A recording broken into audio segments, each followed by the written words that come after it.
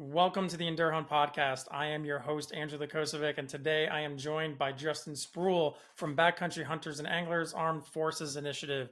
We talk about so much in this podcast. We go through his background in the Army, talking about fly fishing in the Alps, all the way to how he ended up in Washington State, helping other veterans, service members get outdoors, as well as what the Backcountry Hunters and Anglers Armed Forces Initiative does, how it's different than every other veteran-focused outdoor nonprofit is. Sorry, that was a mouthful. We talk about the benefits that they have for veterans, active duty, reservists. There's so much valuable information packed into this episode, and I think you're really going to enjoy it. All right. My guest today is Justin Spruiell. He's also a veteran of the Armed Forces, and he is with Backcountry Hunters and Anglers Armed Forces Initiative, which is something we're going to talk about plenty about today. He's originally from Texas, which is where I live now. We started talking about that before we clicked the record button and realized that we should probably just click record because good conversations are happening and we're not getting them on the podcast. He served from 2011 to 2018, which is the exact same years that I served. He's in Washington now, and I just wanted to say thank you for coming on the podcast. I'm really excited to get to know you more, talk all about BHA AFI, how hunting is and getting in the outdoors in general is great for service members. And I'm just excited to have you on and talk. No, I'm excited to be here. I'm very passionate and love doing this. So thanks for having me. For those listening, Justin's been on a number of podcasts. If you go on your listening app of choice and search his name or BHA AFI, you will find some with him on there. I would definitely encourage you to, because I'm sure that the questions that I ask, the subject matter is going to be slightly different than what's brought up on some of these other podcasts. But he's incredibly passionate. You can tell. I've listened to, I can't count how many different podcasts at this point. He is just super passionate about the outdoors, helping service members, and I'm really excited to get in. Before we do dive into BHA AFI, though, I did want to talk a bit about your service and your background. I joined November 2011, and then I want to say February 2018, I came back from my deployment. I deployed when I was in the reserves, actually. Got home in November, was still on active duty for a while, hit terminal leave like February-ish in 2018. And I didn't go on my first hunt until November of that year, almost a year after I got back from my deployment. When did you actually serve? What was your service like? Yeah, so I joined April of 2011, spent 20 weeks in Fort Leonard Wood, Missouri. And my first 2 years I went to Germany. So basically we show up, everybody gets orders and they send half of they start calling everybody's name. They're like, all right, everybody's name go over here to the right. Everybody else's name go over here to the left. And like, if you're on the right, you're going to Fort Lewis. If you're on the left, you're going to Germany. And I was one of the Germany halves. And, so took off, went to a very small base in Germany called Baumholder. It was 3 miles around. So we would do a 3-mile run all the way around base every week or so. And I was military police. And it was a very interesting experience because I got there and the unit I went to, I was actually deployed at the time. So I went to a different unit, where I was like halfway in, halfway out. And then they started shutting down the combat team. And so I ended up on this 3-mile around very small base that eventually didn't have anybody on it. So it was strange, you're here being military police, but they're getting rid of everyone. I ended up in a detachment where we just had 40 of us working the road, just doing regular law enforcement. They didn't even have police for the town, except for Monday through Friday, 9 to 5. So if there was something that went on with the German population, 8 o'clock at night on a Tuesday, well, I'm going to show up to the casino for a stabbing because I'm the only police on duty. They give, I showed up to one, somebody tried to steal a taxi and it's American citizen who was there, but not even associated with the military. And he tried to steal his taxi and I show up and there's the owner of the local toy store with his sweater and his radio, trying to tell us what's going on so that way we can deal with it. So I stayed in Germany for a little while, enjoyed it, got back into the outdoors through some friends and through somebody, an experience that I had there, and really just spent my last year exploring all over Europe. I went fly fishing in the Austrian Alps. I went horseback riding through the Italian Alps and just really enjoyed my time and then worked to get people out, removing invasive species. And so I had a lot of good times there. I was pursuing a degree in fish and wildlife management at the time. So invasive species removal was a lot of fun. And then eventually made it over here to Washington and didn't want to leave. Got back into hunting and got back, really started doing a lot more fishing. And yeah, they tried to send me back down to Texas. And after that, I told the Army no, which they don't like to hear. So if you tell the Army no, I don't want to go be a recruiter in Texas, they will send you to Korea. And yeah, did my year in Korea. Which was another just really interesting experience. I took all of my fly fishing gear with me and went fly fishing for bass and carp and everything else all over Korea, and then made it home. And yeah, now I'm back here in Washington and got 5 acres and just enjoy everything that Washington has to offer. And I try to take off as much public land as possible. That's really like what I did. And that's from then to now. So now I'm here, and me and the family get out and go and experience as much as possible. We're constantly in the outdoors. Just buy a good rain jacket, and that's all you need here. Yeah, enjoy that public land for me because there ain't none of that here. That's one thing I do miss about New Jersey is we had plenty of public land. Well, not compared to Washington or the West, but you lived here, you grew up here, there's no public land. Yeah, and that's part of the reason like I stayed up here is I didn't know anything about it. And I mean, really, like what got me involved in public land is so I'm used to Texas. We had a few spots that had public access there in the hill country area. And I got up here and we were going to do a vacation down to Colorado. And I'm a private who's got a 6-month-old kid. And, we're like, well, how are we going to afford this vacation and everything? And somebody was just like, well, why don't you just, camp on public land? I was like, well, okay, yeah. Now I got to start looking for places and start booking them. They're like, no, you just camp. And I was like, what? And so I started looking up dispersed camping and blew my mind. I had no idea that there's just all these giant pieces of property throughout the country that you can just go out and enjoy. You can just go camp. You just do. You can go and hike them. You can go and hunt them. You can go and fish. Like the access is there, and it blew my mind. And that's what we did. Middle of summer, we're bouncing back and forth. We're looking at, getting on Onyx, like, oh, there's a piece of public land like up there. Like, let's just drive up this road. And, you get there and it's just like, okay, like find a camp spot, which was really cool and neat experience. And really the moment that got me is we're on that trip. We're a little north of Jackson, Wyoming. We're going up this mountain. Somebody told us like, oh yeah, this mountain is a really good one. I'm not going to spot burn right here, but if you've been out to Jackson, you know what's north of Jackson and you know the spot. And, we passed by. First, we got to get through a traffic jam of bison. There's bison just crossing the road on this little dirt road. And it's absolutely awesome just to have them so close to you.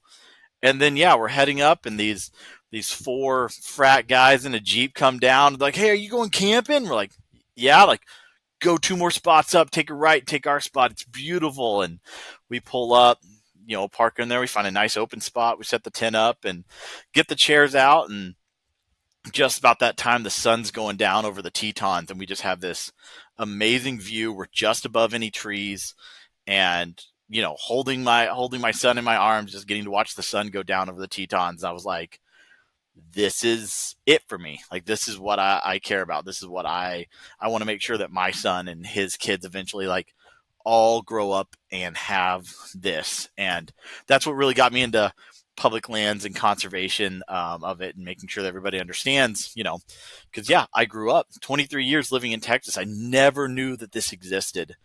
And I want to make sure that as many people as possible know about it, so that way it can stay protected and that people can go enjoy it, because it's all of ours. Like, we all own it. So like that was it.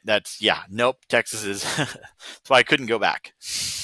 And that experience you described, that's like the dream right there. I mean, being able to share those experiences with your family, I can't imagine. My wife and I don't have children yet, but that is something that I am looking forward to being able to do big time. Being in Texas makes me very much happy to be a member of BHA, even though we don't have, we really don't have public land. Even if you look at the Texas public lands that you can hunt, a lot of it is actually just like Army Corps of Engineer land, or some of it is like leased by the state. I know a lot of the upland hunting, like there's some dove near me where you can go, but it's all private land that TPWD has just gotten agreements with the landowners. Very different, I think, than how Montana does block management, but kind of the same. And you got to fight for it because I know we lost a state park this year that got sold to private land, a private landowner, and we're no longer that was public land. It's no longer in our hands. It's really unfortunate. That's why I think organizations like BHA are perfect. I'm starting to see how you ended up with BHA. I wanted to keep talking about your background a little bit before we go down that rabbit hole because I feel like once we start talking about it, we're never going to come back. It's funny. My brother just joined the Army. He is in Fort Leonard Wood right now at basic training. He's at 12 November, and he told me that most of the people there are actually MPs. So I guess that's just a place you go. I was in the Marines. I don't know anything about Army basic training. Yeah, so there's a few training areas. So Fort Leonard Wood, it's the home of the MP. So everybody will go through. We do a one station unit training. So basically, you spend 19 weeks just there at Fort Leonard Wood, getting yelled at by drill sergeants. And then there's also a truck driving school and and the chemical and the engineers. But yeah, the vast majority, it's MPs, it's all of our training areas. So even after you're done there once, you go back and you spend, all of your advanced training is there. So you just constantly go back to the middle of Missouri. But yeah, it's a good time once you get to come back, not while you're in basic training. Once you get to actually come back and enjoy it, there's a lot there. It's so weird. He has his phone. He gets his phone like once a week, and he was talking to me yesterday because it was Sunday, and I guess that's the day that they get their phones. And first off, I'm like, I wish I had my phone when I went through boot camp. I had 3 months of basic training, and you get nothing. But he's definitely feeling the difficulty and the suck that is basic training. It's like, it's meant to be hard. It's not supposed to be easy. Man, one of the things that I was thinking about while you were talking is just how, when I was in the military, I didn't appreciate to the fullest extent that I could have all of the places that I've gone. When I think about the places that I went in my career, most of it was in the United States, but I got to go to like Virginia Beach. I was on Lewis McChord in Washington, Colorado, California. And never once did I ever think about what are the outdoor activities that I could do while I'm here. Meanwhile, you're in Germany, Austrian Alps, you're in Korea, doing something, getting paid to do something that people would spend tens of thousands of dollars to probably do. And that's something that I think it's amazing to me that you even had the ability to consider that in the moment. And I'm curious what you think led to you making that connection, or how did you figure out like I should take advantage of these opportunities while I'm here because I might not get this chance again. It's funny because I didn't at the beginning. My first year in Germany, I did your typical private thing. What do? You go to the bar. Not only that, we would go to the country bar that was on the other military base. So, every Friday night it was country night. So that's what you're doing is you're showing up and you're loading in your vehicle, you're driving an hour away to go to the country bar. And, we did some off-roading. There were some off-road vehicle parks. And so, we take four-wheelers out and that sort of thing. But yeah, I did the typical soldier thing the first little bit.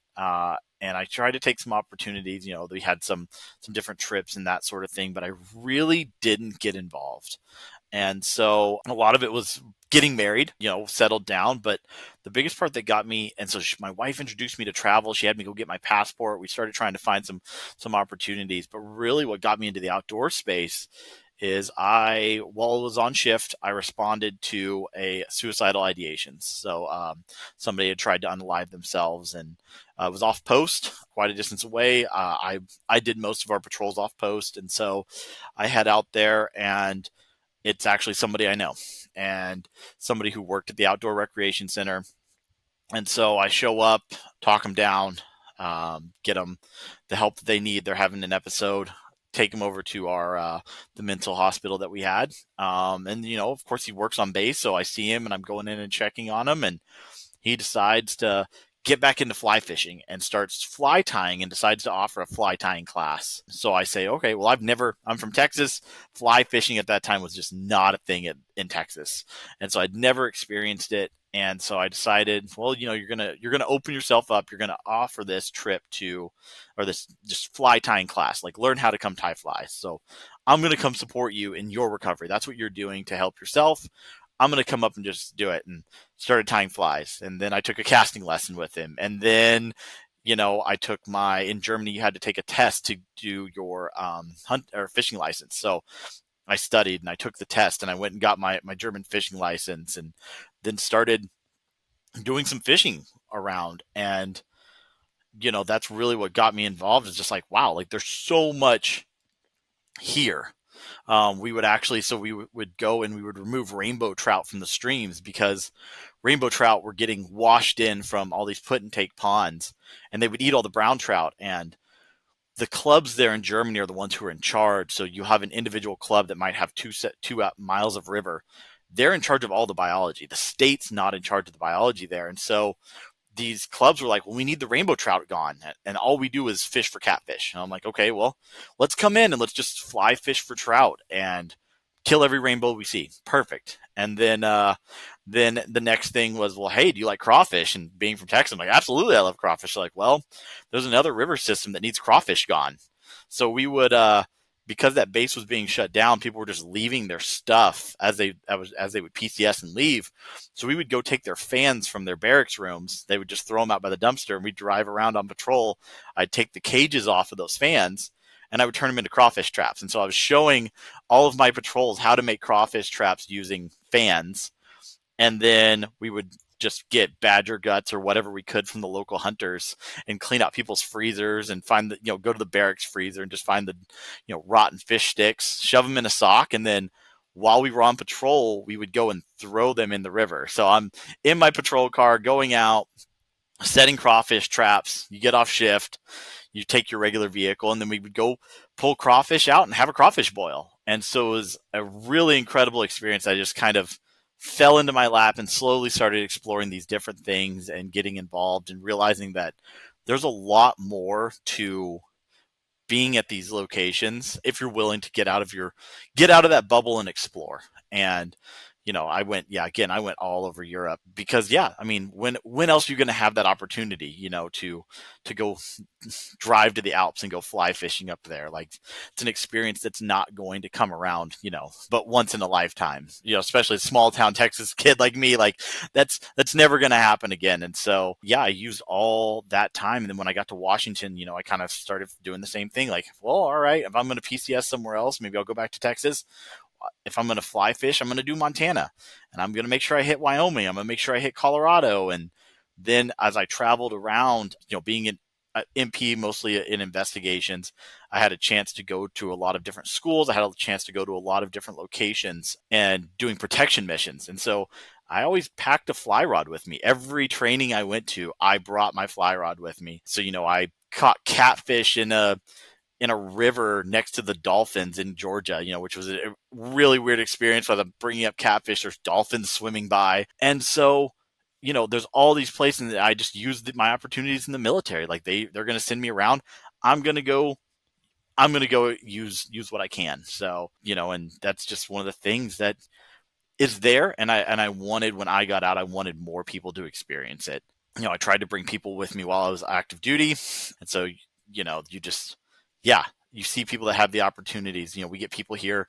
I think we had a pint night one night, and this person shows up and he's wearing his cowboy hat and, he's talking about, hey, where can I go bass fishing? And I'm like, well, look, man, like, you're in Washington. Yes, there is bass fishing. Bass exist, but it's not the same. I was like, but have you caught a salmon yet? And he's like, no. I was like, well, how many years you got left? He's like, I have 1 year left here. I was like, and you haven't fished for salmon? I was like, I'm newsflash guy. Like, salmon don't exist in Oklahoma. Like, except for at Costco. Like, you're not going to get another opportunity. Get out of your head. You've moved, you're experiencing something new. Like, you joined to get out of your small town. Go be not in your small town anymore. That's really been the big part is, making sure to make the most of everything and make sure that, our service members make the most of everything. Because there's so much available that if you just get out of the normal single soldier thing, don't go to the bar every weekend, there's a lot more things that you can experience. Yeah, or you're a gym rat, which was me in the military, and my life existed around I'm going to work, I'm going to PT twice a day, I'm going to the gym 6 days a week and lifting, and that's basically my existence. I don't look that way anymore. I haven't been that person in quite some time. But yeah, man, it's crazy when you think how amazing that experience is and how fortunate, when you get the chance to actually take advantage of it, because you're getting paid to do all of that stuff. I mean, the amount of money, like when I look at, I just came back from Montana doing a general mule deer hunt.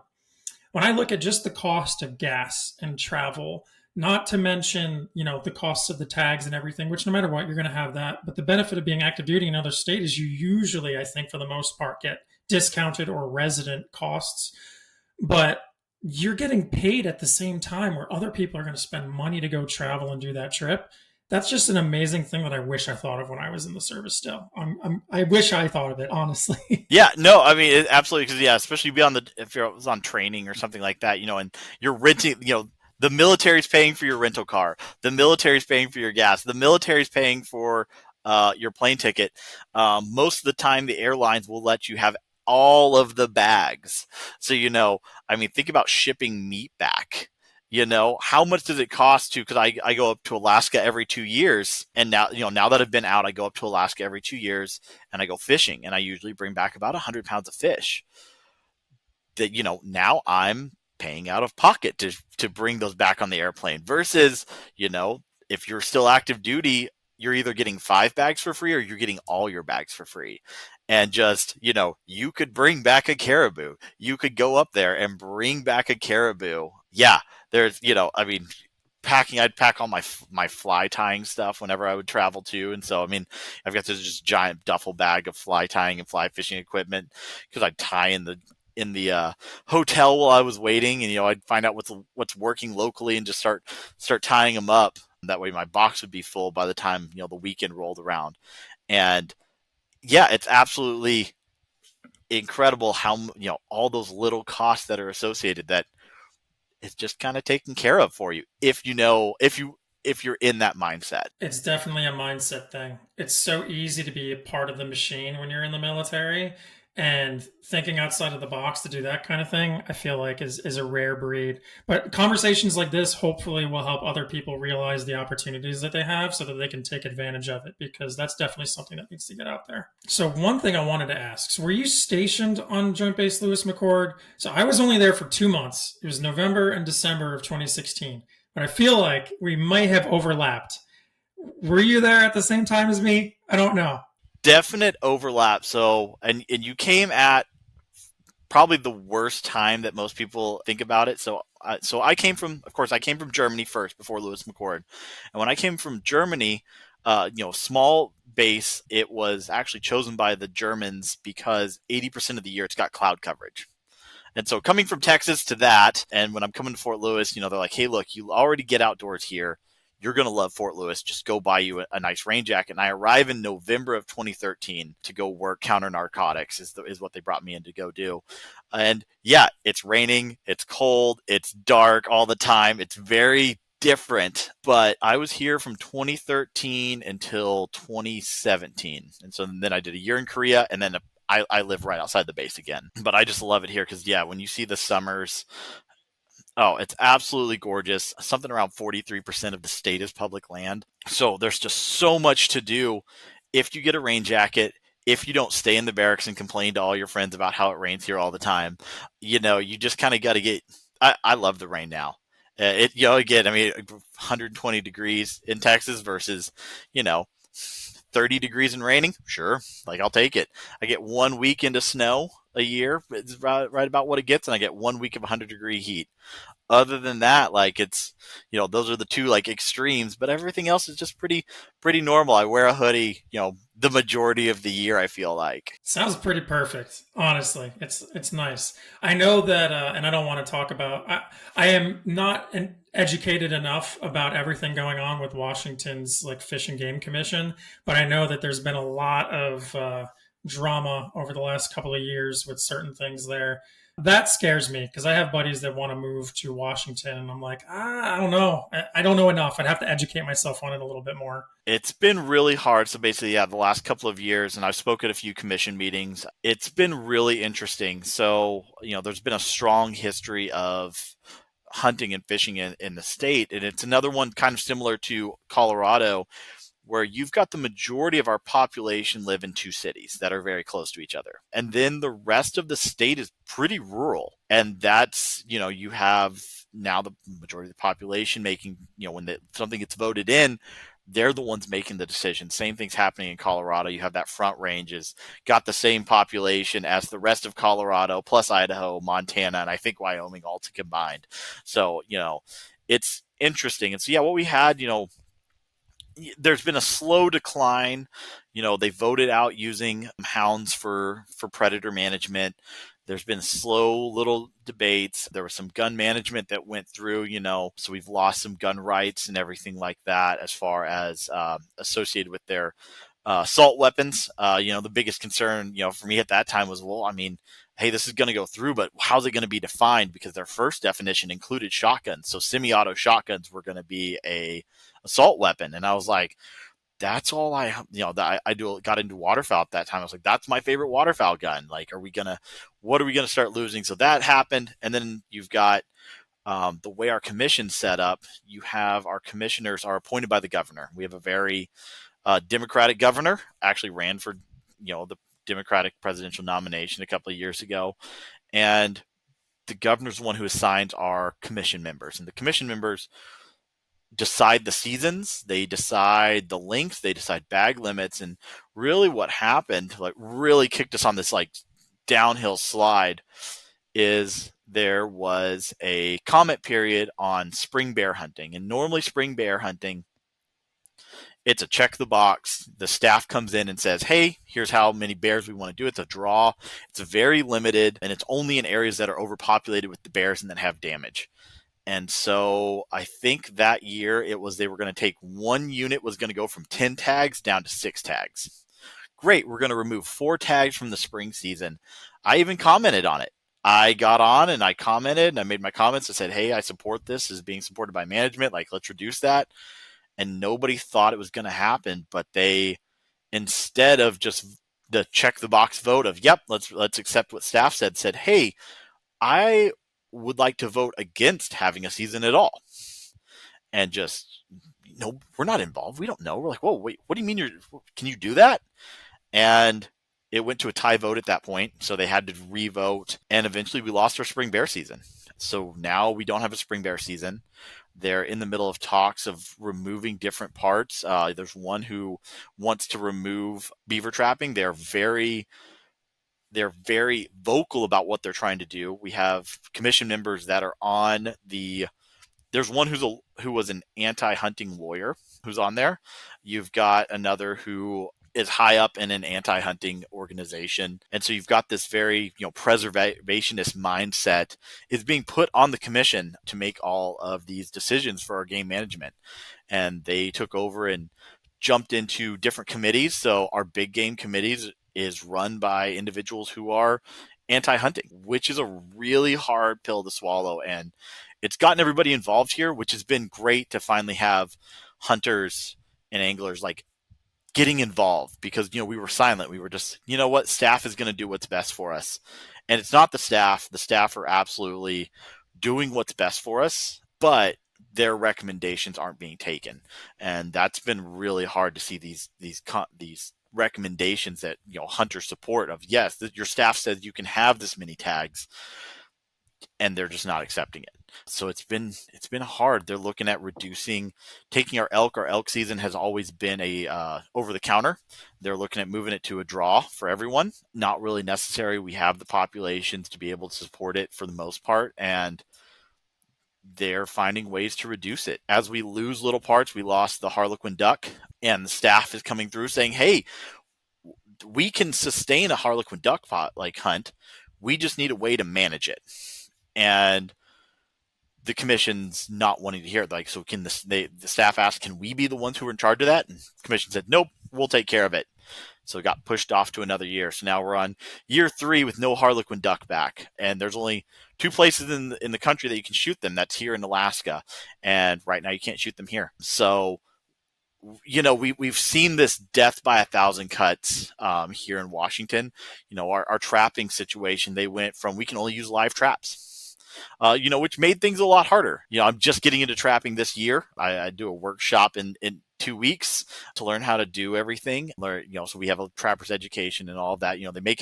They already have all these barriers to get into that, which is fine. Make sure everybody's real educated, but then the laws, there's a lot of barriers there as well. And so it just makes it harder, and they just keep stacking on. And the easiest ones to go after are always the ones that the least amount of people are doing, which is why I do everything. I buy every single tag I can, and I try to get involved with as much as possible so I can be educated on it, I can understand it, because we're losing these voices in some of these places.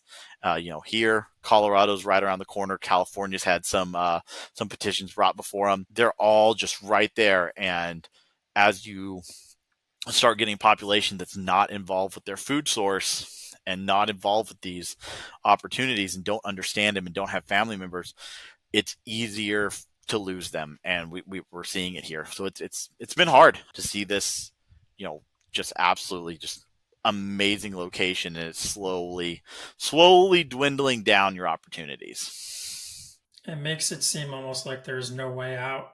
I know, like, you get some success stories. I don't know if you ever followed. I'm from New Jersey, so I paid attention, but the governor banned the bear hunt, I think, 3 years ago.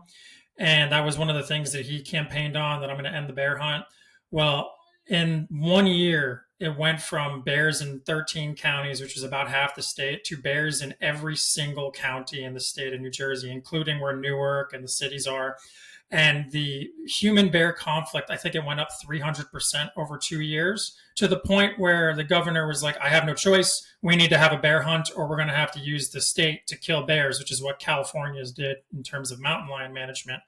And it just makes no sense that California would do that. I just hope that we don't get to a point where legislating game seasons with feelings is the norm. Like, we have the North American model of wildlife conservation. We have science backing this. I don't know why we can't just accept it. I mean, as a conservationist, as a hunter, if the numbers suggest lowering tags, you do it and you're okay with it. Like, all across the West, antelope tags are down because of the rough winter kill. You're not necessarily happy about it. You're going to have to hunt a little less for the next couple of years. But if you're a real hunter, you're okay with it because you know that for the long-term health of the population, for the ecosystem, it's a smart move. I feel like sometimes there's just the emotions get involved and no one actually cares what really matters, just what feels good. Yeah, that's 100% what's happening here. And we're even having like social science, like they're bringing in social scientists to come in and give presentations during the commission meetings of here's what the population feels, here's what the number of hunters that we have, here's the benefits of hunting on society. Here, they're bringing in, they are going a holistic approach, but you know, you see what this is. Like, we're all okay with the management of it, science-backed management. When you talk about the North American model of wildlife conservation, one of the pillars is science is the tool for wildlife management. It's in there. That's one of the pillars, is science is the one who takes charge. And so we're all okay with, if our game manager says like there's not enough antelope, all right, great. Like, the winter kill was hard. Like, all right, we'll reduce tags.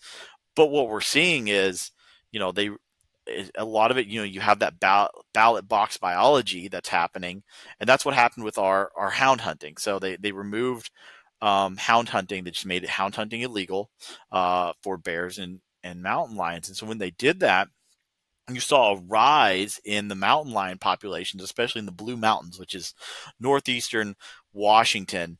And so that cougar population rises. And as that cougar population rises, now all of a sudden we're seeing a dip in fawn, or I guess a rise in fawn mortality. But basically, we have cougars that are taking out the fawns in this trophy managed elk herds. This is an elk herd that we trophy manage. You have to draw to get a trophy tag there. So basically, you can buy an over-the-counter tag, and typically your over-the-counter tag is you're looking for a single spike. And then you have to draw with points to get a big bull. They're trying to manage it to grow these big bulls and make it, it's exciting. It's kind of a moneymaker for the state, but also, for guides and all of that. But they're seeing this population drop. Well, you've got a rise in the cougars. You've got a rise in that animal human conflict there. So much so that we had to hire multiple conflict specialists for the state to go live out there and work out there. We have them that work for the county these wildlife specialists that just deal with the conflict because it's so much conflict in that area. The very rural area that's completely opposite side of the state from Seattle.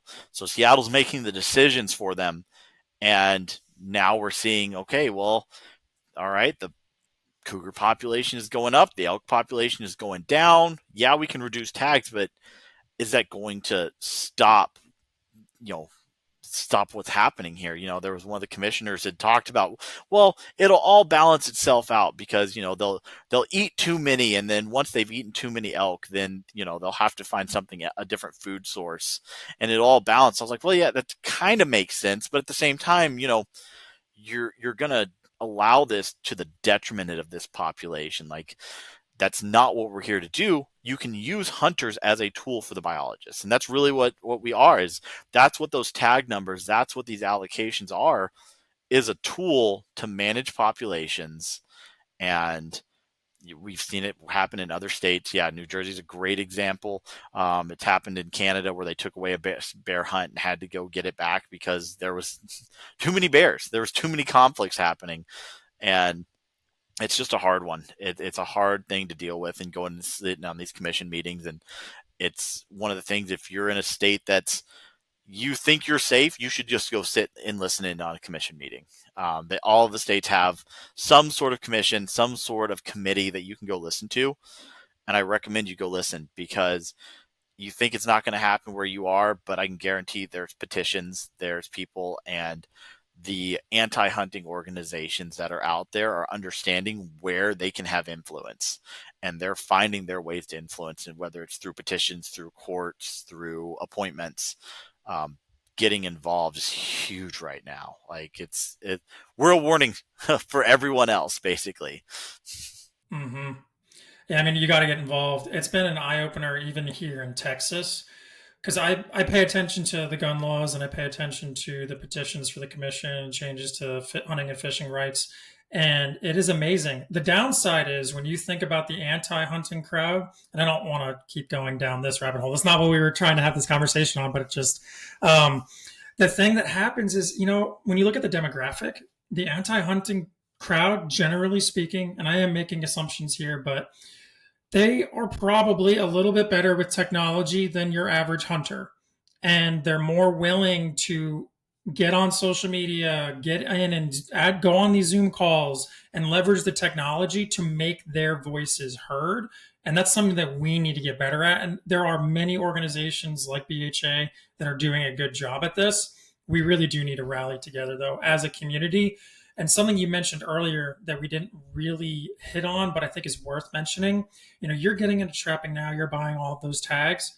Even if you're listening to this and you have no desire to ever trap, you should still advocate for it, because if you love your deer hunting or if you love your duck hunting, you're going to want those trappers to help advocate for you if it ever gets to that point, and it probably will. So even if you don't think, well, I'm never going to go to Washington and do the spring bear hunt. I remember when there was an open comment period, I commented anyway. I was like, I'm probably never going to go to Washington. It is such a far drive, and I haven't decided that I want to try and commit to doing a flying hunt yet. But I still put in that comment period because it's worth trying to protect. I'd like to think that the universe will help pay it back in some way, shape, or form eventually.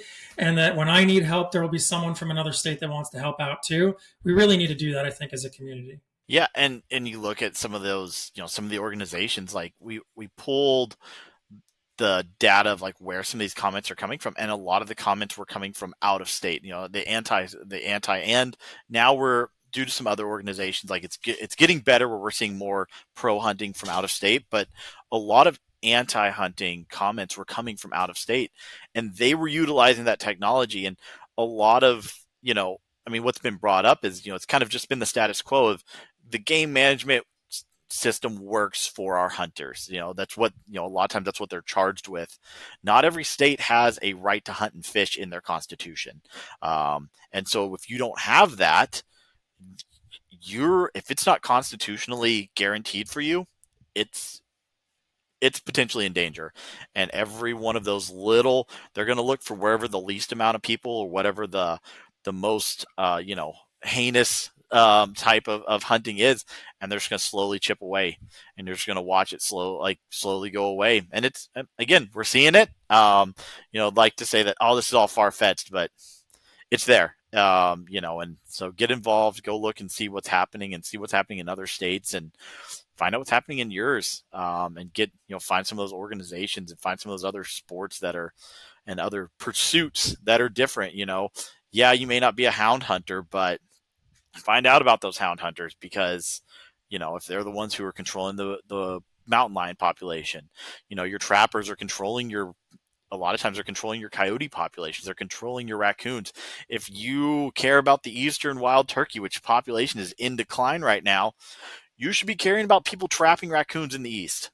It's one of those, like, they're the ones who are making sure that those poults make it into the summer, and become birds later on for you to hunt. But those, as those trappers go, now we've got to manage things It just a doesn't little bit sound good, differently. right? Like, Yes. it's like, who wants to? It's not sexy. It's not, oh, I'm this big badass hunter. It's like, yeah, I'm a trapper, which trapping is really hard. But the two biggest threats to turkey are habitat and raccoons. And the raccoon populations are insane, yet nobody wants to go hunt or trap raccoons. And if you care about turkey populations, or if you care about any ground nesting bird, you should care about raccoons. I don't want to go on a total rant about it, but it's something that makes a lot of specifically sense. on that. Like, that's exactly what I'm trapping. So we are actually looking at introducing. So the eastern turkey did really terrible here in Washington. Washington's a great place that we have Easterns, Rios, and Miriams all in this state have been introduced. And so I live on the west Oh, side. It's wow. all Easterns, and they didn't do very well. And a lot of it was due to raccoons. And so I am learning to trap because we are looking to do some reintroductions in my area. I have about I have a small flock, in my property, but we're looking to do some larger reintroductions. And so I'm like, all right, great. If we want to do some reintroductions, what do we got to do? We got to remove these turkey or these raccoons. So I'm learning to raccoon trap. I just got traps, just got my stretchers, and my fleshing board all came in this weekend. So I'm really excited. And hey, if I can make a little dent, I can teach some people how to get out there and do this. Then when we do our reintroduction project, hopefully I can help with a little bit more poult retention. Oh, that is awesome. I love it. I would love to, if depending on how you feel, how this first season goes, maybe we can reconnect and talk about how it went, and maybe have another podcast talking a little bit specifically about your trapping efforts and what kind of difference it's making. I think it'd be really cool. Yeah, absolutely. So I think we've had a really great conversation about sort of dancing around the North American model of wildlife conservation. How did your experience overseas with fishing? I think mostly you did fishing, no hunting. How did it? I guess what I'm trying to ask is, how did it affect your view of the way we manage wildlife hunting, fishing in the United States? It's hugely different. And I've got a friend who actually, so my bunkmate in basic training, when we split and I went to Germany, he went to Fort Lewis, and then we met up for a little bit, and then he went to my same base in Germany. So we crossed, and I stayed here. And so he's really big into hunting. He's who got me back, and he's who got me into hunting, really, especially here, and got me really back into everything. But when I was in Germany, I just didn't have the time. So Germany, you have to take, it's about an 8-week course for hunting, and so you've got to be able to be there every single night for that course. They do a shooting test. You have to identify game. You have to identify how to butcher them. It's really interesting. It's very intense. Here you do hunter safety. You got a weekend of hunter safety, and then you go and you buy a license. Fishing. Here you can just go buy a fishing license. Over there, you've got a 2-week class and then a test that you have to take, identifying the fish species, identifying ichthyology, doing the different diseases, that sort of thing. So it's really interesting how that part is done. But when it comes to the Hmm. management, that's where there's a huge difference. And I got to experience a little bit on the hunting side, but mostly on the fishing, but it's very similar. So when it comes to the fishing, we touched on it a little already. So here in the U.S., basically all your state management is going to be influenced by your national side.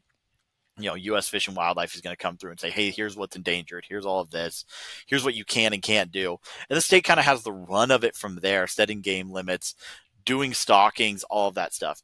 In Germany, so that's where I've got most of my experience, it's it's run by these little clubs. And so I have a German fishing license, and it's good for Germany and some other countries. However, that doesn't actually guarantee me anything. And so you have to go and find the president of a club. So I have to go to this club. I have to find the president. I have to go and purchase a fishing license for the day from him. And then once that's done, then I can go fishing. That club uses all of that money and they make the decisions for the management. It's not the state's not involved. They decide, they stock fish. They have to do all of the biology management. They've got to, bring in, they had to do huge restoration projects because actually what happened, Hitler, when he went through to make travel easier, he concreted most of his major river systems to make travel easier. So he removed all of the gravel, dropped in concrete, and just made it smooth, which is terrible for the fish populations. However, it made it easier to get things through during World War II. And so now these clubs are coming back going, well, we need gravel in there. They're breaking up, they're coming in with sledgehammers, when they'll drop the river system and they'll break up the concrete. They're dropping trees in. They're trying to bring back these rivers that have been decimated during that regime. And it's just a group of locals that's there doing it, and they're the ones who make the decisions. And that's how and that's really what got me involved. So like the crawfish, they were invasive. They were actually signal crawfish from here in the Pacific Northwest. They look very similar to a German species, which is endangered. And they thought they were getting a great deal on 100 of them. And so they bought them and dropped them in the river. And they're like, great, we got a good deal. We dropped these in there. And it ended up being the wrong crawfish. And they exploded and they pushed out the German crawfish. And so there's just, you look in this river and it's just like you look down and just crawfish go everywhere. There's so many of them. Same thing with the rainbow trout. The rainbow trout weren't from there. Rainbow trout are native here to North America. And as those put and take ponds flooded, they would just drop in, and the rainbows grew about 6 inches a year, and the brown trout grew about 6 centimeters. So the brown trout were their populations are being decimated by these invasive rainbow trout, which were very hardy fish, brought in from stocked ponds. And so the difference in the way that North America does it and the way that it's done in at least Germany, it's night and day. That's the thing, is it's, even though it's public areas, it's still not public. It's still not, the game is owned by a club. There's a group of individuals who get together every month and they decide what happens with those animals. They decide how many animals can be taken. They decide who can hunt. They can decide who can fish. They could make it just their own. And very similar, that's a very European thing. You think about all the monarchies. You look at the UK, you had the King's Land and the King's Forest, and the King's the one who decided who could hunt, who could fish, how much they were allowed. You had those gillies there that have these long professions of taking care of the land for the aristocrats to go hunt. You've got France where you're bringing in, domesticating ducks and just dropping ducks onto ponds and controlling it just for the aristocrats. And then it's completely different. I mean, America from the very get-go was founded on, hey, you have nothing. Here you are. You're in this country. Here's all this land. Here's all this game. And that's where, the game belongs to the people here. Yes, the state is the one in control of it and decides how many. But ultimately, we control the state. We control the government. We control these animals as a population, and they belong to all of us. And so, huge difference in just the way the animals are viewed. It's not, they belong to the people here, and then over there you can still see those deep-rooted, it belongs to the aristocrats. It belongs to whoever owns that land, even when they're on public. So I feel like that's the biggest difference you're going to get, and then you have to have a way to pay for all of that. And that's where you get into, for us, you look at the Dingle Johnson and the Pittman Roberts and the license fees. And then over there, same thing. They're getting license fees that you're paying right to a club, and that club is the one who's paying for it and deciding what to do. I mean, they still have the same weight of that on funding it, but a lot of theirs just comes out of their pocket, just because if they care about it, that's what's going to happen with it. And essentially, they own it. So I would say those are probably the biggest differences of what I noticed. Over there. And I can't even tell you the Korean system. I didn't have enough time there. I didn't have enough time there. I got to enjoy some great fishing locations. There's some awesome bass fishing in Korea, but I don't know quite how the management happens because I was doing all catch and release and didn't get too involved with the political sides of that. No, it's really interesting when you're talking about Germany and the club system. My best friend's from Poland, and it's very similar there. It's all clubs, public land or not. Everything is managed through the club. They determine who gets to hunt, who doesn't get to hunt, what you're allowed to shoot, what you're not allowed to shoot or fish, and they can do whatever they want in terms of costs and fees. And you could hear some of that and think it's very positive because these are very motivated and passionate people, but they're extremely exclusive and they can do whatever they want with no overseeing body. Where in the US, like you said, the states do it. We can change who's appointing, who our representatives are, and we have ways of making our voices heard. And that's not a thing in Europe. It's crazy to think about it that way. I will say the other part that you look at these clubs and the way that they work. At least in Germany, and I feel like it's this way in a lot of parts of Europe. The sporting tradition of hunting and fishing is passed down from generation to generation. So this is the way it was kind of explained to me that essentially, if your grandfather fished and your father decided to go live in town and never fish again, you would then not learn to fish, and then of course your children wouldn't fish, and that's just how it is. If it was very generational, if you stepped away from it, you cut that tie. And so it was another very aging population that was in there doing this, and which is part of the reason why they were having problems with invasive species removal, is because they could wheel themselves down and they could kind of walk down to go fish for Wells catfish or fish for eel, but they couldn't wade through a stream. And there's a huge problem there. They're losing their traditions because you just slowly start taking away from it. And of course we get that a little bit here, but there's not a thing of the emergent hunter, and that's not a thing over there. Whereas we're seeing a rise in it here. It's not something over there. They're going to look directly to their family, and they might just lose it right there. Versus here, we've got other ways for people to be able to move in. So it's different in that they're not seeing that rise in emerging hunters as same as the U.S.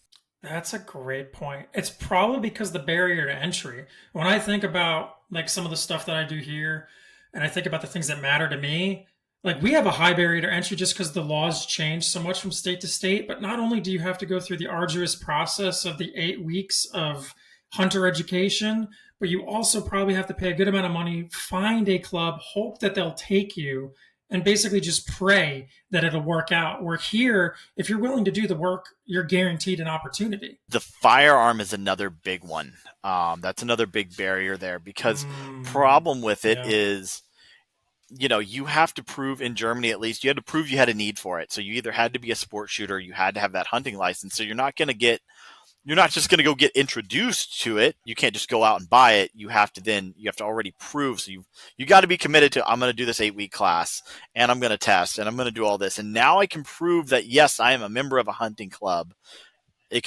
And now that you're a member of a hunting club, you can now go purchase a firearm. So just one more barrier that has to get in your way. And there's very few firearm shops.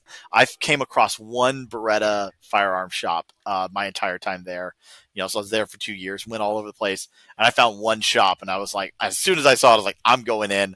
I have to go see what's there. And of course, amazing, very fine rifles and very fine shotguns, to drool over. But it was very telling of, hey, here it is. This is my first one that I've ever seen, and I've been to countless small cities and everything. Wow, that's a great point that I didn't even think about. Take it for granted how, especially in Texas, how easy it is to come by firearms and firearm Yeah. shops. So, you get back to the U.S. What was the hunt that got you back into hunting? So, as I said, I was an MP. I was working narcotics. My friend from basic training, we lost track of each other. Deleted his social media, so he wasn't on social media. We didn't have any way, and he was deployed when I got back, and so we just didn't see each other. And so one night, I randomly get called to go work a case. Somebody gets caught with some narcotics, and I'm going to go pick up my weapon. And he had been working as a regular MP, and he's dropping his weapon off, and I'm just like, oh my gosh, it's you. And he's like, it's you. He's like, do you want to go hunt this weekend? And I was, yeah. We just picked up right where we left off. He was like, cool. Like, I'm going pheasant hunting this weekend. Let's go. All right. Exchange numbers. I borrowed a shotgun from him, and I went and picked up some ammo and grabbed my license real quick. Of course, I already had a fishing license because that's what I did. But yeah, it took 2 years before I started hunting again. I mean, when I joined the military, I sold all my guns. I had done some dove hunting and everything in Texas. It was kind of my big thing. I had deer hunted, a couple of times, shot a doe with my dad. And, I had done some boar hunts. But yeah, I mean, I wasn't really into it. And I sold all my guns when I went to Germany because I figured there's no way I'm going to be able to go hunt over there. There's no way I'm going to just travel. I was a single soldier at the time. I can't have a gun in the barracks. Like, it's just going to be a pain. So I sold them all. So yeah, I had to borrow a gun, went and bought an orange vest. And so it was a pheasant hunt, a released pheasant hunt. So basically, we're shooting chickens. And I started helping with the releases. So I would go out with him and his dogs and his wife and his kid, and we'd go do that. And for the longest time, that was my son's. My son was just starting to eat solid foods at that time, and fried pheasant was his thing. Like, he would eat, just gobble fried pheasant nuggets. And so, really cool to be able to experience that and just go out and, all right, every weekend I could go shoot two birds. So just bring them back, and that's what got me back into hunting. However, when he PCS to Germany, I kind of lost that again because it was like, well, all right, well, I enjoyed hunting behind dogs. I don't have a dog. I had a bird dog, and she did great on the first couple of hunts, and then we went and hunted public land, and she got peppered and shut down after that. So I'm like, I don't have a dog. I don't have a community.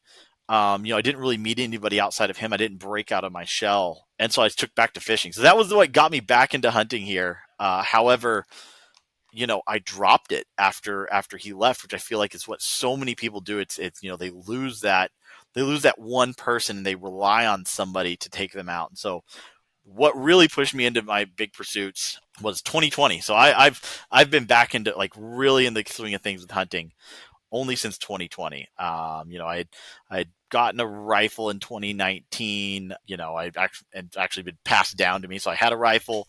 I'd kind of hunted a little bit, went out, saw some deer, went after some bear, never saw them. And then in 2020, I'm pretty excited. I'm pretty geared back up, and I had somebody actually asked to come out with me. So new hunter was like, hey, I think I really want to try this out. And so another veteran brought him along on a bear hunt, and we got pretty close to this bear, but just never had a clean shot. And it was just, really cool experience for him. We kind of did some still hunting and then went over to glass, and I already knew we'd run this bear out, but we get this little raghorn 3x3 elk comes running up underneath us at 30 yards on this knob, and his mind's blown. And, I was just like, oh, like, it's just an elk. And he had lived in Washington his whole life and had never seen an elk in the wild. And I was like, he's excited. And that's what kind of gets me into kind of mentoring people. And so I bring a couple more people on my hunts, mostly bear hunts. So that way I'm not too worried about shooting this bear. I've actually still been hunting the same bear since 2019. Had some very close encounters. I actually let down in 2021. I actually let down on the bear at 30 yards. I was full draw at 30 yards, broadside, and let down because I was like, cool, I win. But, what really got me, like, kicking into it, that person, had a great time, and I started bringing in all these others who would get online, and they'd ask, like, hey, where can I go? And you just see crickets. You'd see people not giving them advice, people being mean to them, people. And so, we had these other veterans. I was like, all right, come out with me. I'm going to at least show you a place. Like, I'm going to take you to this property. There's 5,000 acres here. I'm going to take you to one spot. Just please go somewhere else. I'm going to take you there and you have 5,000 acres to Yeah. explore. All right. Don't go to my one little spot with my bear. Leave my bear alone. Go see something else. And duck season rolls around. And so these first two that I was kind of mentoring, I send one up to the Canadian border with an organization. I send one down south on a duck hunt to a Canadian organization, or like one on the Columbia, the Oregon side. And they both call me and have an amazing time. The one who was up in Canada calls me, is like, I had just the greatest time of my life. It's so much fun. I just went and bought a shotgun and waders and duck calls and decoys. I'm ready to go. I was like, great. So when are we going to duck hunt? Well, I don't duck hunt. So I don't know where you're at in Texas necessarily, but in the hill country, there's not a lot of duck hunting. You've got the early teal would come around, so we would buy a duck stamp, and we would, if one showed up while we were dove hunting, we would shoot it because there's that early teal dove season overlap. But yeah, I was like, I don't duck hunt. I don't know what you're talking about. Same thing with the other person. So I was like, man, all right. I've made these new hunters. If I want them involved in conservation, because ultimately that's what I want. I want them to get involved. I'm going to have to get back out there. So really it was, I had a good time, but really it was new hunters and having that excitement of taking new people out and getting to experience new things with them pushed me into doing everything else. That brought me into, okay, well, I'm now a duck hunter. It's probably my favorite thing just because of those two. And it just kind of made it to where, I take every opportunity I can. I get every single license possible here in the state. So that way, if somebody calls me and says, hey, I have a spot for this, I'm going to say, let's go. And so those are the ones that I say got me really kicking into it and saying, hey, like, this is it. Like, these people it's that selfless service, that sort of thing. And, here's some people that, we've made hunters. How do I keep them involved? I need to find ways to keep them involved. So I think that's really what drove me into it. And those are the two that got me just doing everything. Now I elk hunt, I deer hunt, I do bear. I'm starting trapping, waterfowl, I turkey call. I don't want to miss an opportunity, and I don't want to, if I can find a way for somebody to get out there, I want them to enjoy it. It's really admirable because you don't have to do that. You could very easily just, hey, cool. I pointed you in the right direction. You figure it out on your own. And it's really great that you took it upon yourself, and you obviously feel strongly about being able to take care of other veterans, other service members. So it makes sense that you ended up with the Armed Forces Initiative. How did you actually connect with BHA and get to where you are today? Well, I'll go back to that day in Montana, or sorry, in Wyoming, where I'm watching the sun go down over the Tetons, and I wasn't even a member of BHA at that moment. I'd never heard of it. And that happens, and I get back and I'm like, well, all right, well, this is what I want to do. I want to be involved with public lands, and somehow, because I'm looking at everything, it just shows up. And I think they had a cool T-shirt, that was a giveaway, and then I just got involved with comment periods and really loving what they're. Yeah, I think it was, for me, it was probably the bison shirt, something like that. And so, I became a member, and I would do that. They made it very easy to take action forms of. So I'd read up on, all right, what's the issue that we have on this state? Yes, I support it. Like, let's go. And so, that's really like how I came to know about BHA. And so I was a member, very casual member. So in Washington, there's a lot of events that happen in Seattle, and there's a lot of events that happen in Spokane. And that's just there's nothing happening right around the military base. So I was a casual member. I supported them. I followed them on social media. I would buy the T-shirt, that sort of thing. And what happened, really, those two were the moment for me. They both had gone out on that hunt. They both had gone out with other veterans hunting organizations. That season, I mentored 4 different people. So I had 4 different veterans that I was working with teaching them how to get outdoors, teaching them about public lands. Those two, when they finished their hunts and called me saying, like, when do we go? And I realized, well, if I don't take them, they're never going to go again. If they don't have another organization to take them, they're not going to go. And they even had to come to my house for me to teach them how to clean their game. Luckily, like, I was in the middle of processing all my quail. I have a small little hobby farm. So I was like, well, come over. Like, I got 200 quail that I'm taking care of right now. So, like, this is the perfect time to come learn how to clean your ducks, vacuum seal them, everything. I'll even find you a taxidermist just because I know somebody who's in the area. So I can find you a good taxidermist. And it just made me realize, like, oh, well, if I don't help them, who is? And so in 2021, I had an amazing year in 2021. I decided, I was like, well, I can only affect a certain amount of people doing it on my own.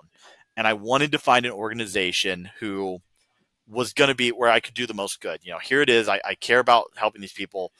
Where can I do the most good? And so 2021, I went salmon fishing in Alaska. I went turkey hunting in Idaho. I went blacktail hunting on the Olympic Peninsula. I just went everywhere with all these different veteran organizations. I really had a great time, but I was there like, who do I care about? Let me find out about your mission. I was going to the banquets. I was talking to the president. I wanted to see, what's your mission? What's the way you're doing it? What's your model? And then BHA invited me out to go fly fishing on the Yellowstone River on my birthday. And I was like, well, there's no way I can turn this down. The Yellowstone cutthroat is on my bucket list. I've always wanted to catch. It's like, I want to catch a Yellowstone cutthroat on the Yellowstone. I fly fished. I try to do Montana at least once a year, sometimes twice a year, fly fishing. Actually, when I finished the military, my last year, I made myself a bamboo rod I bought. And so I wrapped a bamboo rod, and that was my goal, is this rod it's going to see its first water in Yellowstone in the park. And so, I built a rod, made it back home, took it to Yellowstone, and, went into some small little creek, and I'm fishing a bamboo rod to these little brook trout that have, hopefully, in my mind, have never seen a fly before, just because it's this tucked back little place. And so that's what it's in my mind of, here it is. Yeah. And just enjoying all of that. And, and then my kids came over and all got to pull a fish in. Both of them got to pull a fish in with that rod. And, that was my thing. Is I was like, I really wanted to catch a cutthroat there. I caught a lot of brook trout. I really wanted a cutthroat. So let's go on this trip. And so their trip was, it was a dozen veterans. I was probably the most experienced of the participants, and we had brand new and never fly fish, never touched a fly rod before people. And the way that AFI broke it down, they took everybody from start to finish. They gave them casting lessons. They did an entomology class. They brought in biologists. They took everybody to a fly shop to teach them how to walk through a fly shop and how to talk to a fly shop owner. Taught them about public access there in Montana. Like, Montana's the golden standard for river access. It's the high water mark. If you can legally access it, you can walk left and right as long as you're below the high water mark. So they took them wade fishing. And then we got 2 days of guided fly fishing on the rafts, which was absolutely amazing. And then on top of that, because it was hoot owl hours, the afternoons, we worked the sticks. You learned how to row a boat and how to put people in that prime fishing locations and how to read a river as the captain of this raft. And I got done, and I was just like, that's what I want. You took everybody, you gave them all the tools necessary for them to repeat this trip. They don't need to call you ever again. If they want to fly fish Montana, they never have to need another organization.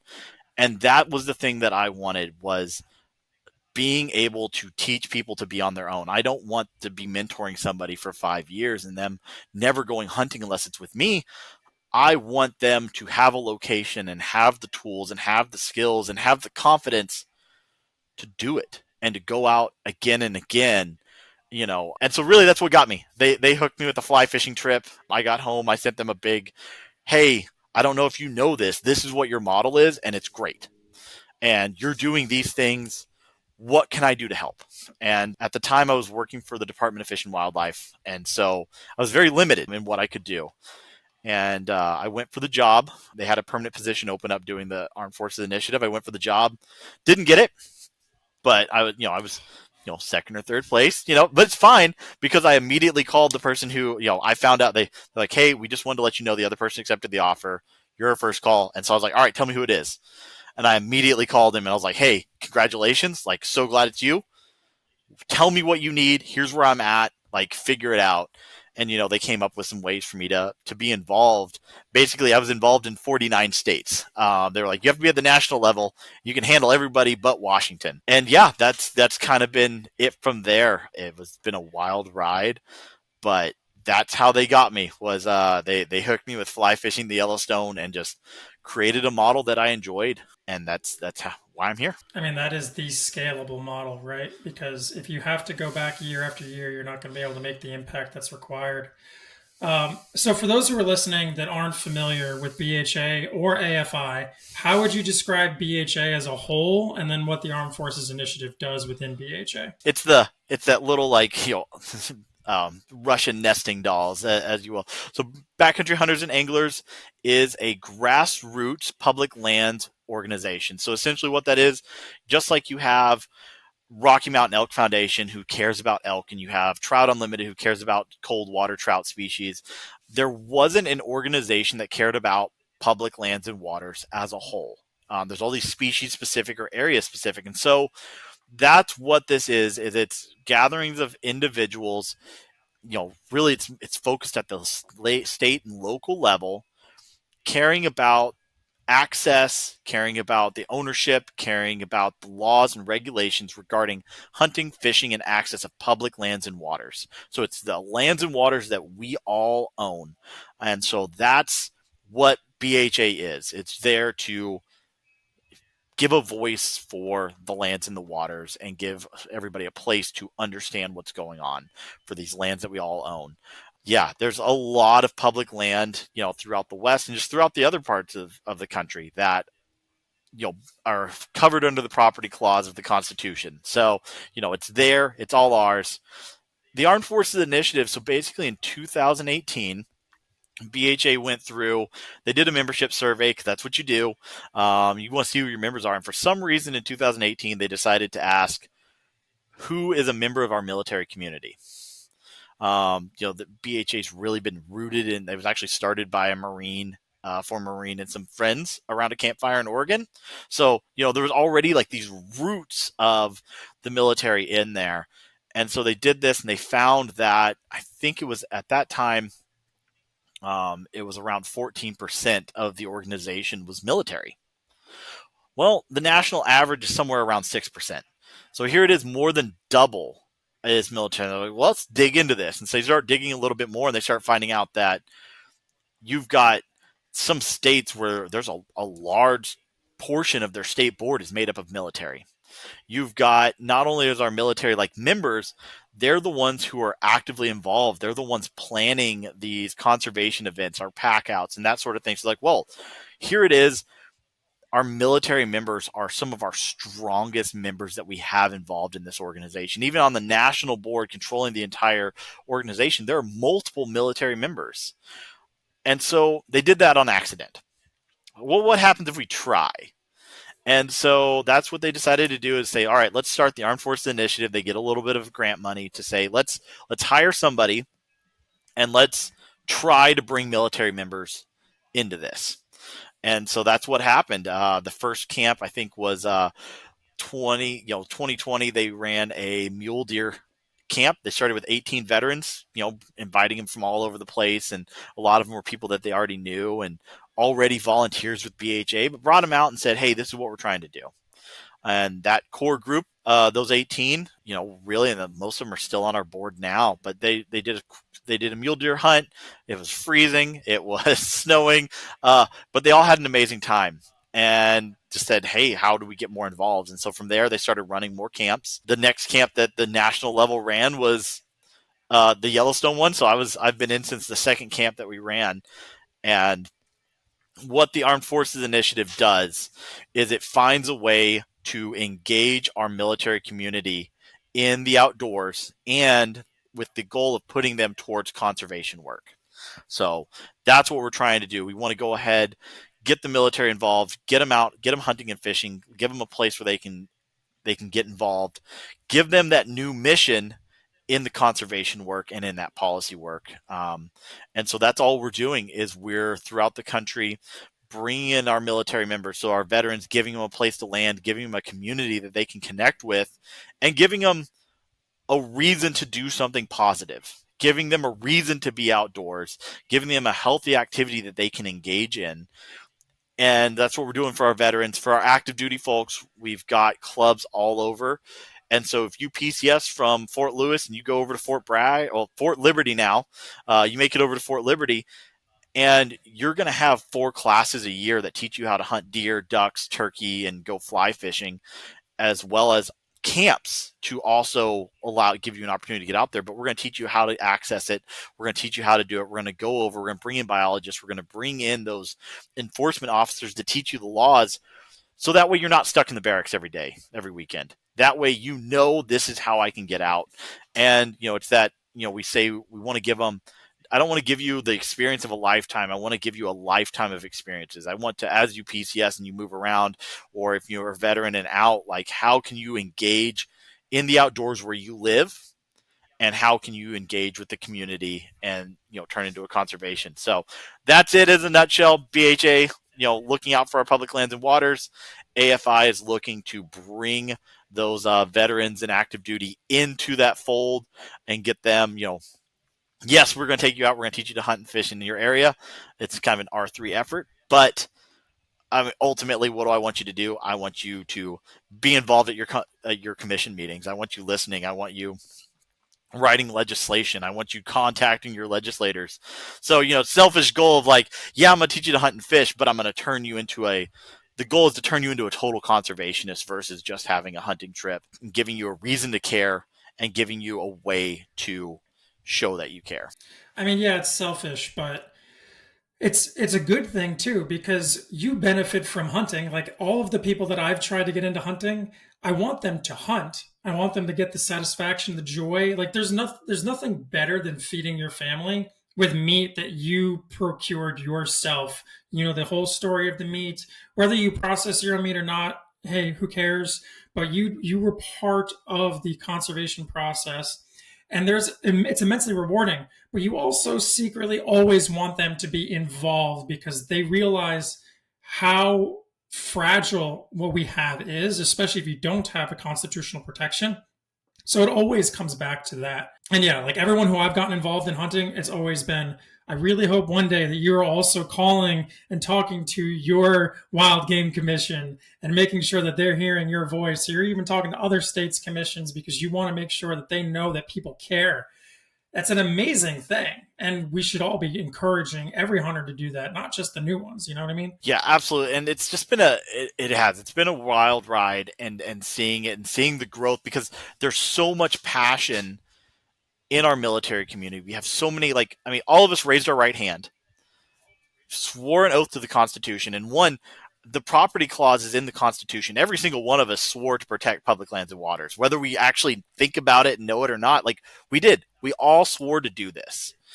And then from there, they're doing this, but you get out and you have this, we have the stories of so many who, and I know I experienced it because you kind of got lost. You're trying to find your place. You're trying to find, you spent so much time as part of, just like you said, part of the machine.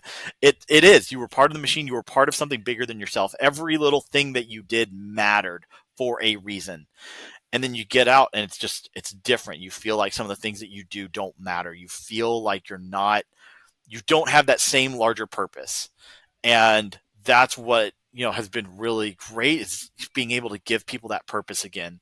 Like what can you do to make, somebody's life better, give them something else to focus on, hey, because I feel like there's a lot of us can just get very obsessive about if we want to, if we learn something that we can care about, we'll get very obsessive about it. And, they'll start reading about it. And so I get a new hunter and I'm like, hey, yeah, you should really, I'm hunting this piece of property that's owned by the college and it's an experimental forest owned by the college. And so while I'm there, I'm telling them, this is what's great here about this place is, it's owned by the college. I was like, just so you know, there's one, across the country they're trying to get to go up for sale and turn it into a private duck club. And then they start reading everything. And then, the next time you talk to them, they're like, well, I signed up for this, and this. And I made it, I've called a congressman and I was like, great. That's what we hope for because we see it, like we can, Yep. the military community, if they can find something and a reason to be involved again with something and something bigger than themselves, it's what we all cared about. And, I feel like so many of us get out and kind of lose that. And it's a great opportunity just to find that again, find a reason to be doing something. Even, I feel that's hard just to go hunting. They talk about how the outdoors, just being in the outdoors is good for like everybody's mental health. And they're like, yeah, just go hiking. And I feel like that's a hard sell on a veteran. Like, go outside and just go walking. Why? Especially if I've got a family. Like, well, if I go out and I'm going to go walking all by myself, I'm taking time away from my family, and we're so used to wanting to like have a purpose and to sacrifice. It's kind of what we're used to doing, that, yeah, especially you're a Marine. I hear y'all have it the worst. Like, so, y'all are used to, yeah, it's a sacrifice. You give up stuff. It's what you do. If it's not terrible, you don't want to do it. And so, the hunting gives them an opportunity and a reason to be out. Like, hey, you're going to go out because you're going to get food, and you can bring that food back to your family. It's, yeah, you've got the mental health aspect, but I feel like there's so many that just can't. I can't just go out and just enjoy nature because I'm going to feel guilty that I took that time away from my family. So now here it is. I'm doing it, and I can kind of lie to myself and say, hey, I'm here to get food. I'm here. This has a purpose now. My being outside and enjoying nature has a purpose. And me being in it has a purpose. And me caring about it has a purpose. And then, especially, and then I can get more people out there to it, and that has a purpose. And so it's just overall bringing all that purpose where, yeah, we just can't, I feel like we just can't just go out and walk a lot of times. No, you can't. It's tough. It resonated with me because that first year when I got out of active duty was definitely one of the most depressing years of my life because you go from having, like you said, you have this sense of purpose. Like, I am doing great work, great things. And I think they've improved a lot since I got out of active duty. Again, for those listening, I was active duty, went to the reserves. So I did total 8 years of service. But anyway, I was still in the reserve. So I had a little bit of a connection. But when you go once a month, it's not the same. And I went from I get this expectation that they're like, oh yeah, everybody wants to hire veterans. It's like, no, they really don't. Like, they do, but you have to learn how to articulate what your skills are to make it valuable. They're not just going to hire every veteran off the street. And oddly enough, and I don't want to go down this rabbit hole because it's not related to hunting at all, but the thing that got me out of my depressive slump, it was like 9 months, 10 months after I had gotten out. I was in a sales job selling cameras, and this old guy went on a fishing trip with his wife and brought back a photo album filled with photos that he took with the camera that I sold him. That was a monumental moment for me that changed how I look at business and how I look at everything. And knowing, like, that flip in my mind from I'm making someone a lot of money to I'm serving this person, I'm enabling them to capture their memories. I've been able to translate that moment to every different job, everything I've done. I now understand, how do I find my purpose in this and who am I actually serving? And I think that the way you're talking about it makes so much sense. And I think it's incredibly valuable for veterans to be able to go out and do that and find their way of finding this purpose, serving this mission that's greater than themselves through the outdoors and conservation. I think it's amazing. Yeah, that's, yeah, that, yeah, I get it. And all the veterans, we always, I've talked about it with the other ones. We have that first year is probably one of your hardest. My first job getting back, I was told, like, oh, have you had your FU job yet? And I was like, what are you talking about? I'm working with this other veteran at a gun counter. He's like, look, he's like, so this is your first job? And I was like, yeah. He's like, oh, well, I'm not going to take the time to get to know you. I was like, what? He's like, this is your FU job. He's like, every one of us, when you get out, you're going to take your first job, and at some point you're just going to get fed up, and you're going to throw the keys and say F you and walk out. And it's the best feeling in the world. And I was like, oh, well, we'll see. And yep, I had it. I had the moment where I was just like, I don't have to do this. I don't have to listen to you, and now if I don't want to work that day, I guess I'm not. And luckily when I had it, I already had another job lined up, and it was in that 2 week notice time frame, and I was like, I've already given a 2 weeks notice. I'm good. Just bye. Um, and it was great. And I feel like I'm sure you have one too. I'm sure you've got a job where you just said nope, and it felt amazing to just say no. I've heard you say this on a couple of podcasts, and I'm incredibly lucky. I never had an FU job. I I found ways. I That first job I had, I thought was going to be an FU job, but I ended up getting promoted a couple of times, and then I ended up working two jobs, and now I landed what is the job I have currently. I've been there for almost 8 years now, and I've just been incredibly lucky that I have found ways of growing in organizations that have allowed me to not have to, say F you to them. I think I'm definitely an outlier in that sense. Most of my friends that I know that got out, when I heard you say this F you thing on multiple podcasts, and I'm like, everyone I know had that job except me. I just got really, really lucky. I wanted to talk. So you mentioned R3. And R3 is like, it's been this big buzzword. I actually feel like it's kind of died down a little bit, but maybe I'm just not paying as much attention. So recruit, retain, reactivate. In theory, it sounds good, but the reactivate and the recruitment part are, I mean, not the recruitment, the retaining and the reactivation part are kind of the hardest because unless you have a good program in place with the right model, it's not sustainable. So what has made AFI so effective with R3? And it comes down to it's that mentorship and that community, and that's what drew me in was that community because we all had a big so I showed up to that fly fishing camp and we had a group text message and we all exchanged numbers and we all got on each other's Facebook and we all started just talking and following each other and created a community.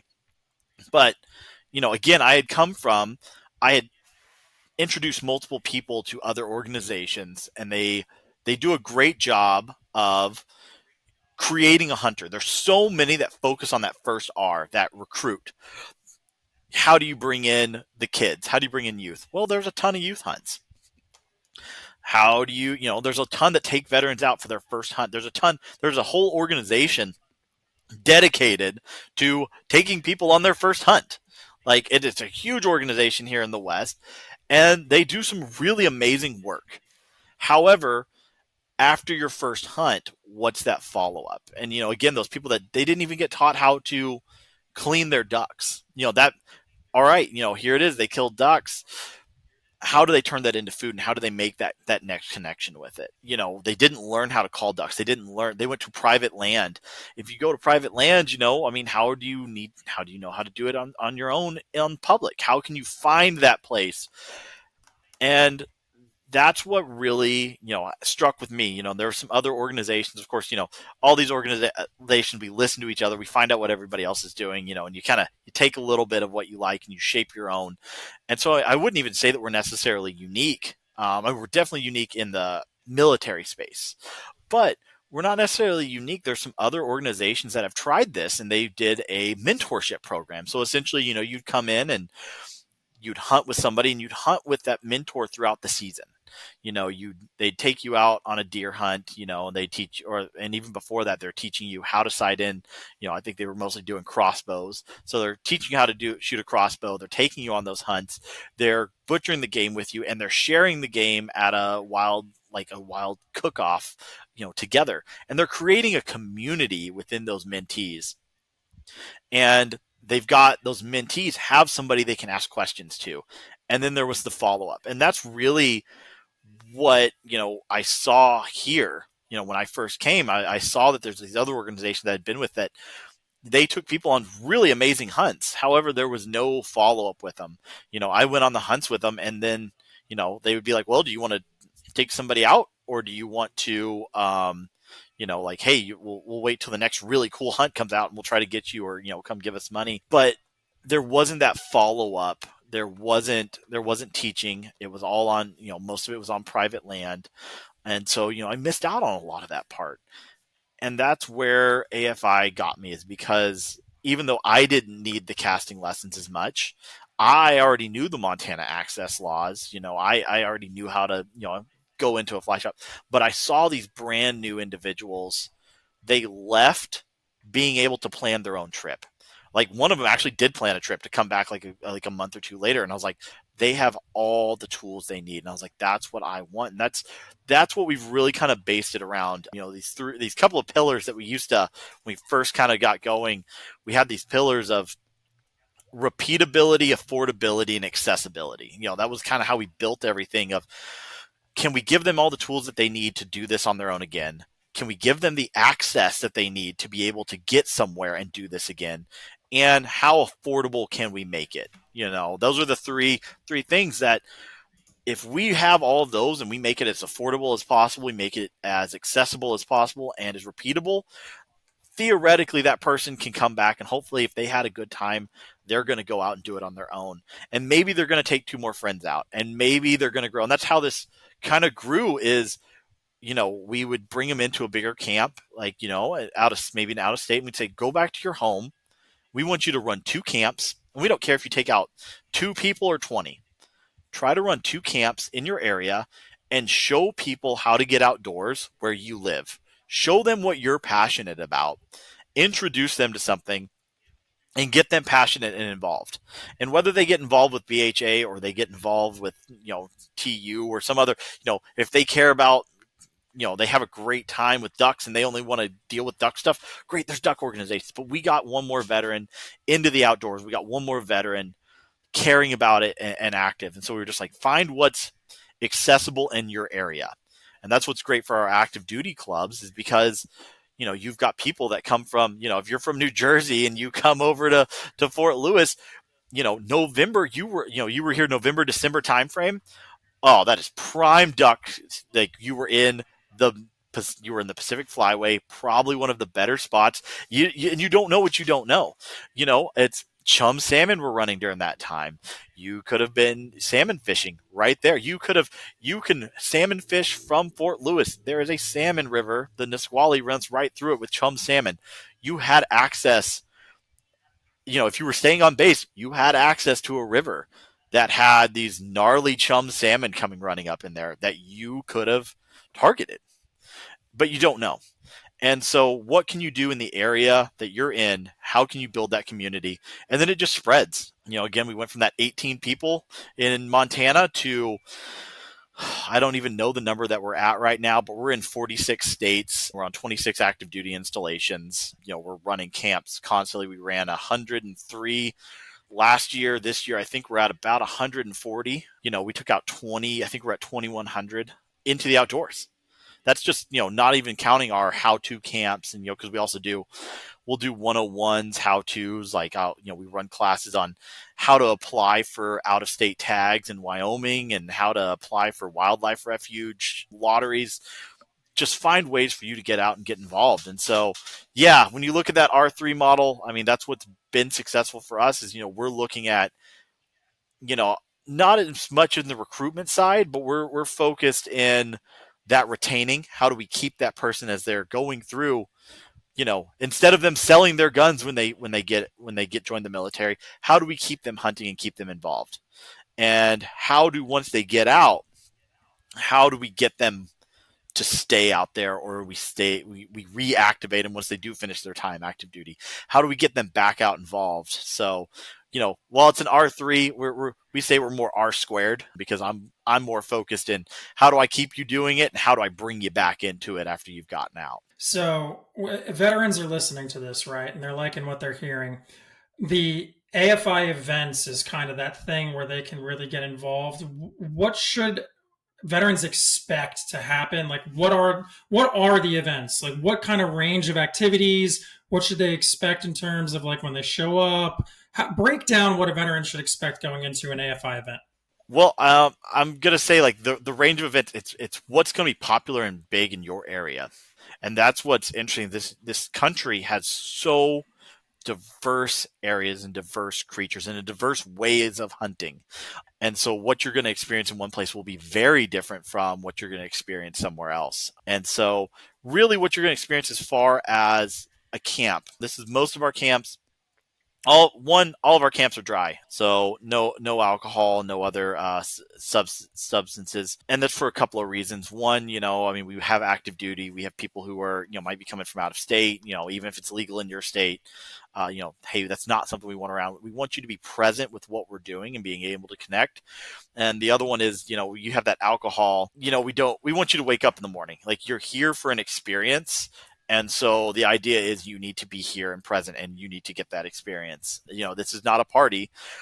We're trying to teach you and turn you into a conservationist. So you're going to show up, whether you're at a lodge, an Airbnb. Most of ours are camping. So most of the time you're going to be in a tent, whether it's your own or a big wall tent. That's mostly what we're going to do. We try to stay on public land and just camp. And so you'll be there, you'll introduce, we're going to feed you, and it's it's not going to be, it's not gourmet chefs. You're going to have, if you're on one of my camps, you're going to have sheep breakfast burritos every single morning. That's what we do. I've got a ton of sheep in the freezer that my wife just wants gone. So, and one night you're going to have brats with me. But it's hamburgers, it's chili, until we get whatever animal it is down. And so, you're going to have some food. You're going to get to introduce each other. We're going to talk to you a little bit about what we're there. Every one of our camps, we try to bring out a biologist. So somebody who's an expert in that animal. So I'll take our Montana turkey camp. That's, I feel like, a great example of what we do. Came out to Montana. You'll show up that night, and that first night, we actually had the biologist there. So everybody gathers around the fire, and the biologist goes over what you should expect to see. Like, hey, this is the part of the gobbling season we're in. Here's what they're going to respond to. Here's why we have turkeys here. Here's what they're eating. Here's what they're feeding on. Here's what you should be looking for. Might go over a little bit of calling. And then we'll kind of assign people mentors, So for that one, we had enough that every single person who was a new hunter had somebody who was experienced and could call for them with them. And so, we kind of decided, like, all right, who do we think is going to, we play matchmaker, and who we think is going to be the best together. Go out, hunt turkey. You're going to be going out there, but now you're looking for, what you're looking at. Like, okay, I know that they like to eat ponderosa pine. So I'm looking and I'm trying to find out, all right, well, what's the ponderosa pine look like? And showing you, all right, here's a ponderosa pine. All right, we're finding, we're finding turkey scat. Like, we're listening to gobbles, and we're seeing what's happening.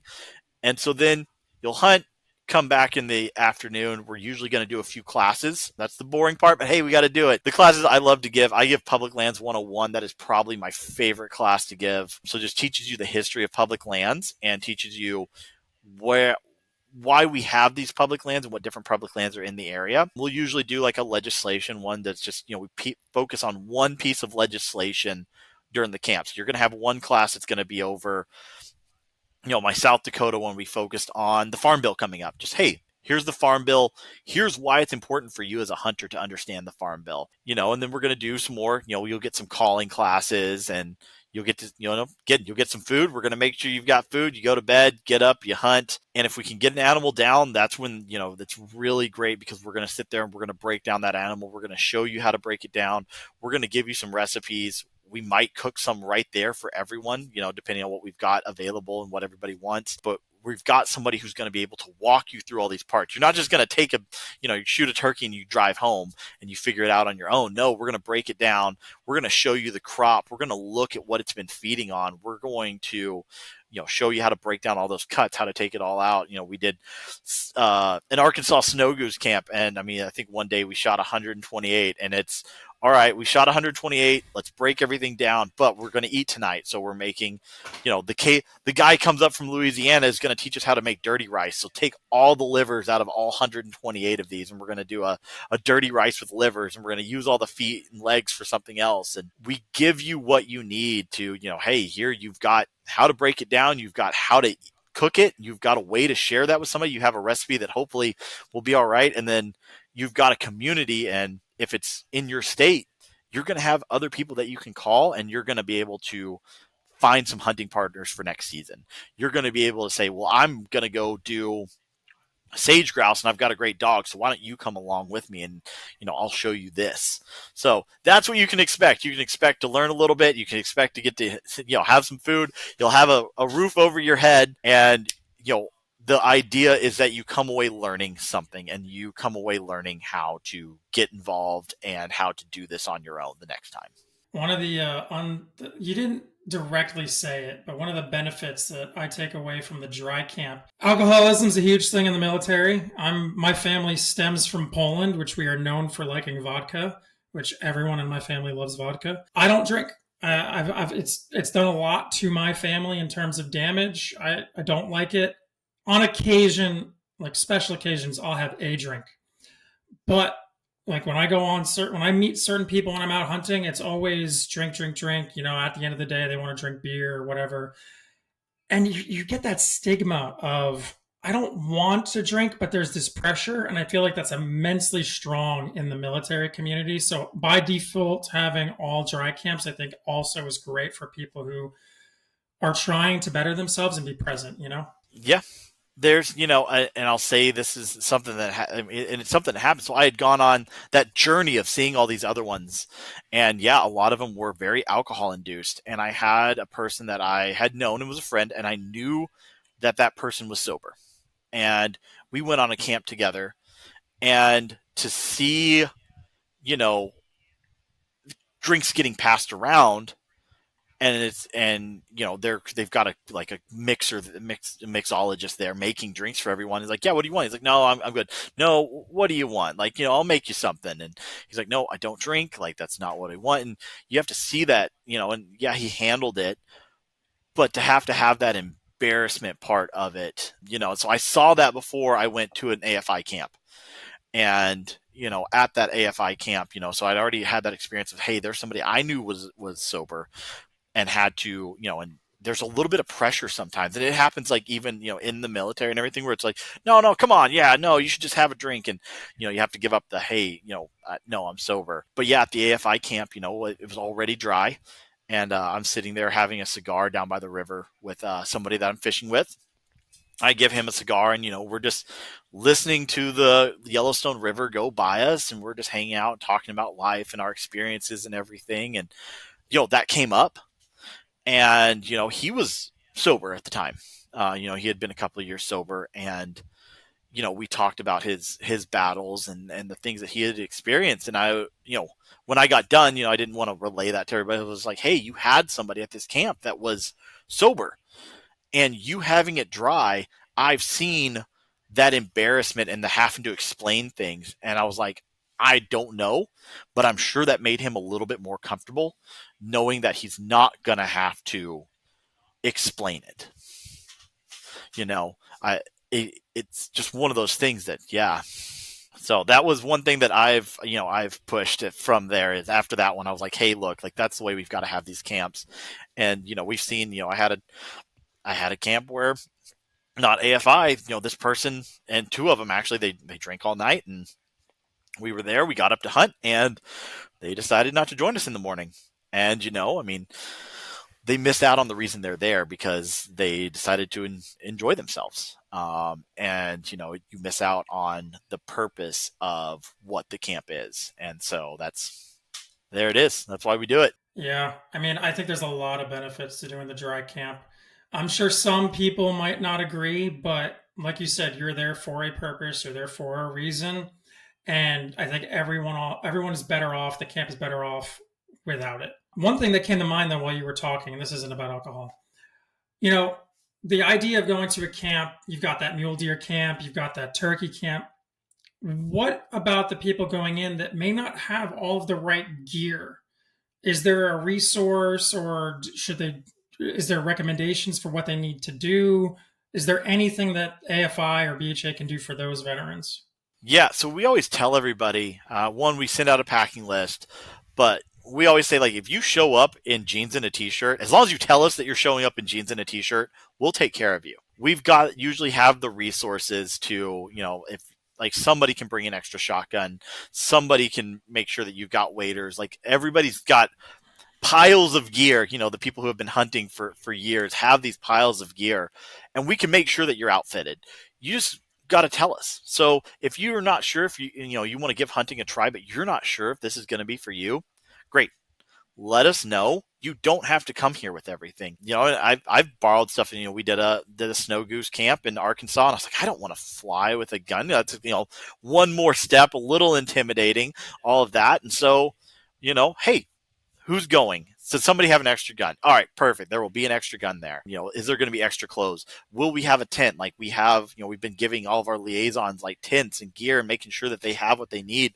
So that way, when they take someone out, they've got extra. So yeah, you can show up with just the regular clothes on your back. You don't need anything, and we'll make sure you're taken care of. You just got to tell us. There's even some camps that we have that they give you a specific packing list, and it's just like normal stuff because they've got all the rain gear and everything else for you. So yeah, we want to try to make that barrier to entry as low as possible because really we just want you to get out. We just want you to try it. Like take the chance to come out here, and we'll take care of you.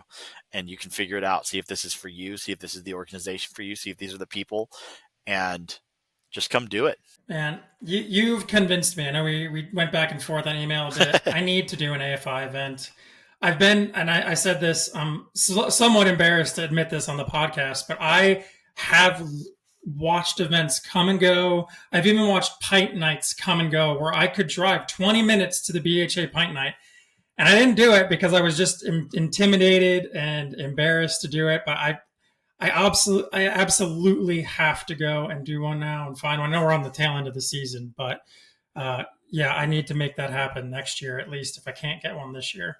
Yeah, we've got a great Texas liaison. We're seeing some more Oklahoma stuff. So like that liaison's getting his boots on the ground. We actually just sent one of my Washington people down there, so he moved. So when he moved down there, I was like, great, here it is. Make those connections. So you got some closer people, but yeah, when the events start popping up, we have them all over the country. Find something that interests you. Sign up. We really try to focus locally. There's a few things that, if you're interested in it, email the person so that way, like, hey, this is what I want to do and here's why I want to travel there. There's so many, and the groups, it's been incredible to see everybody. Like, it's when you get that group of veterans, especially the AFI camps, like you get that group of vets together that all have kind of a thing that they care about. You see an instant connection, and everybody's just giving each other a hard time, and it's just an incredible, like, when we've had guides and some other people who are non-veterans show up, they love it and they want to come back, and they want to come back to be cooks and photographers and everything else because they're like, you all just connect so quickly, and they've become some of the best friends from these opportunities. So yeah, it seems intimidating. Really, BHA is full of, it's a very welcoming community. So even not, and of course, AFI, we all have a common bond. It gets, just makes things go a little bit quicker. But even the main part of BHA, it's people who care about public land. They care about our access. They care about, that it's the one thing that they care about is, you're going to have an instant connection to talk about because, they may not hunt the same way that you do, but they understand it, and they're hopefully hunting and fishing in the same areas. When you go to a pint night, yeah, we've had pint nights where people just start giving away their points. Like, oh, you're going to Wyoming. Oh, you drew a, not going to name any antelope areas specifically, but you drew this area. Let me give you 4 or 5 points. Like, I know that there's antelope here. Go to Montana. Hey, this block management unit, this is the best one. There's always bucks sitting there that are pretty decent. Going to the conservation events, I feel like, are always the best because you put a little sweat equity in, you pull a couple of bags of trash out, and that's really, it's same thing, in that military, you all carry your rucks up a mount up the side of a hill, like, it's a very different bonding experience. So same thing with the public land packouts. You've all bonded over some hard work that you've done, and those are some of your best connections right there. So showing up to those conservation events, you're going to find somebody that does the same thing you do, and you're going to find some hunting partners and fishing partners and people that have done what you think you want to go do, and they're willing to take you there. They're willing to, like, this community is very welcoming when you step out and step into it. And I feel like that's probably the hardest part for a lot of people is coming out of that comfort zone and stepping into that community. I run a hunting a pheasant hunting mentorship program here at Fort Lewis. Fort Lewis actually we have a great pheasant release program. We usually have somewhere between 3 and 5 release sites every single weekend.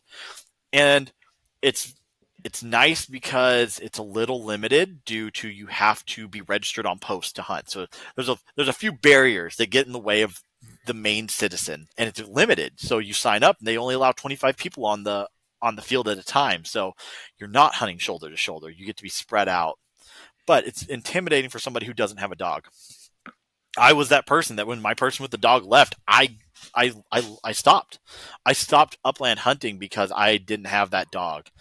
And so, this last year, this was something that had been in my mind is like, I want to do it. So we've actually worked with the Western Washington pheasant releasers.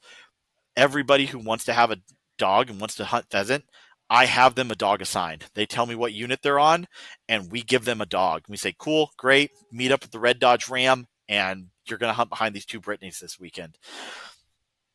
And then once they've met those people and they start, gone through a few of them, now they're making those connections on their own.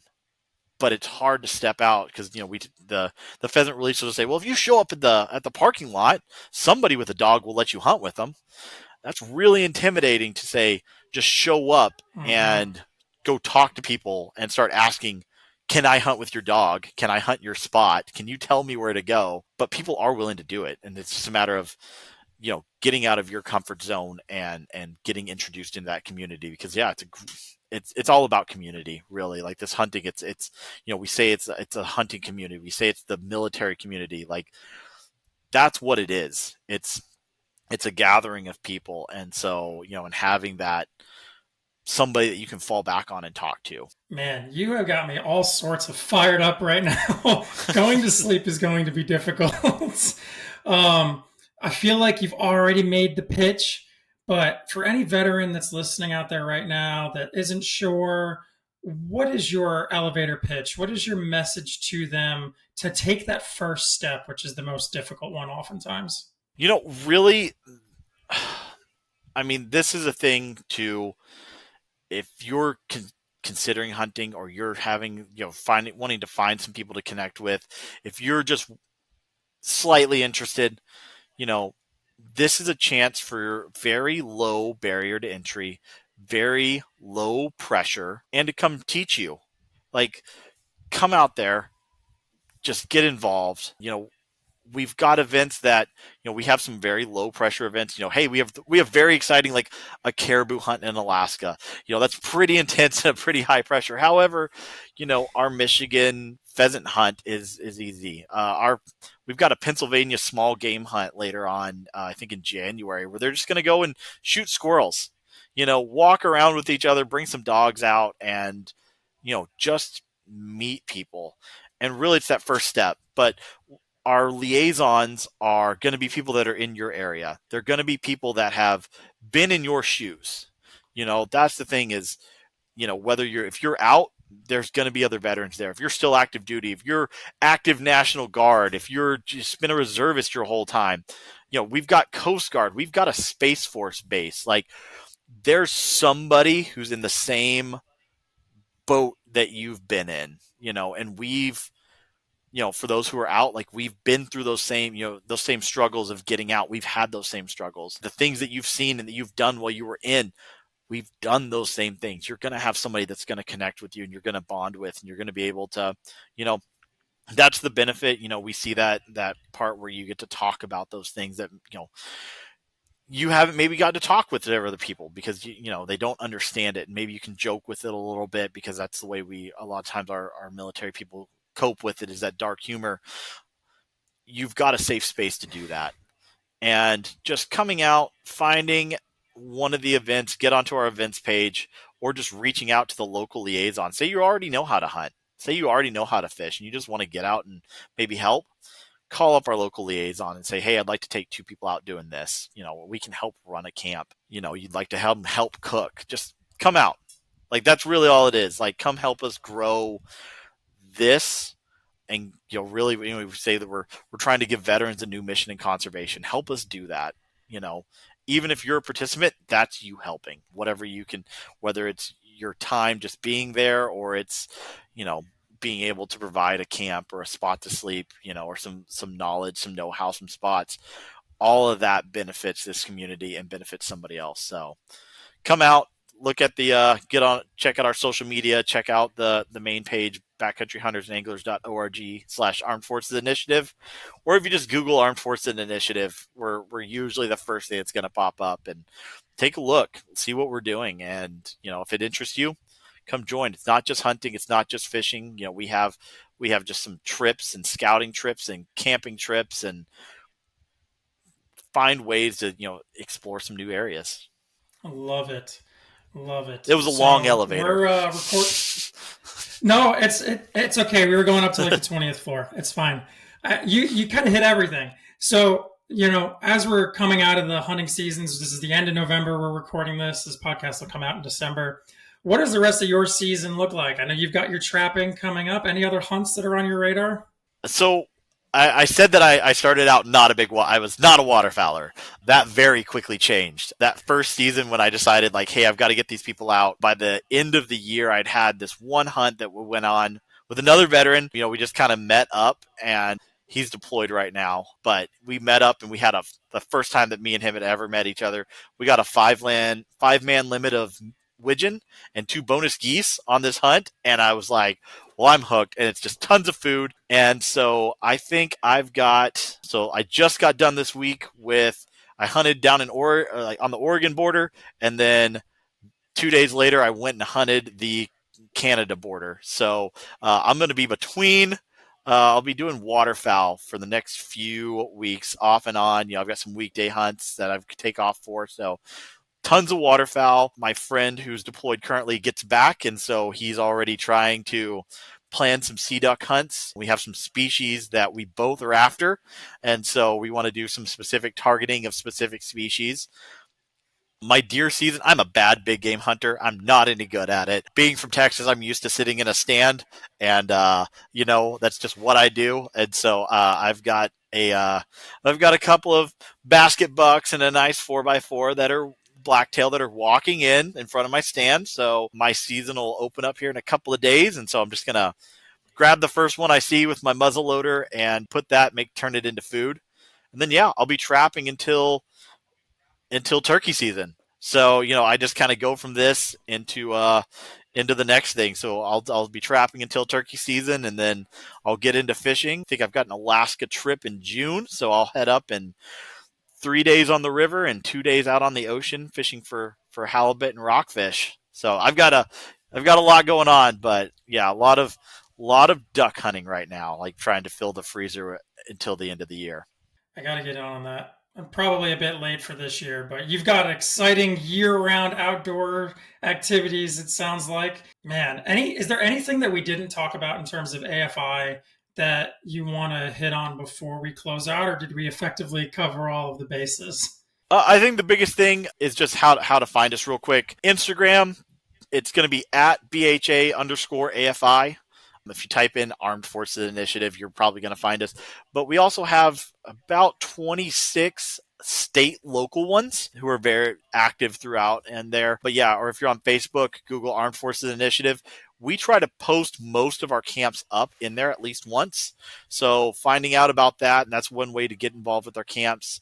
If you go to our website, again, backcountryhuntersandanglers.org/Armed Forces Initiative, if you click on the leadership tab, scroll down to the bottom. We've got some great videos on there. So if you want to check us out on YouTube, Expanding Boundaries is one that I say you should always watch. It's on our main page, but look on the YouTube Expanding Boundaries, and that's where we took 12 veterans into the Boundary Waters canoe area for 10 days of portaging and just traveling by canoe fishing throughout that area. But click on our events tab, click on our leadership tab, and that's going to have all the emails for our liaisons. So again, we've got liaisons in 46 states, so you can just find your liaison. Most of them are your state initials, AFI at backcountryhunters.org. So TX AFI at backcountryhunters.org.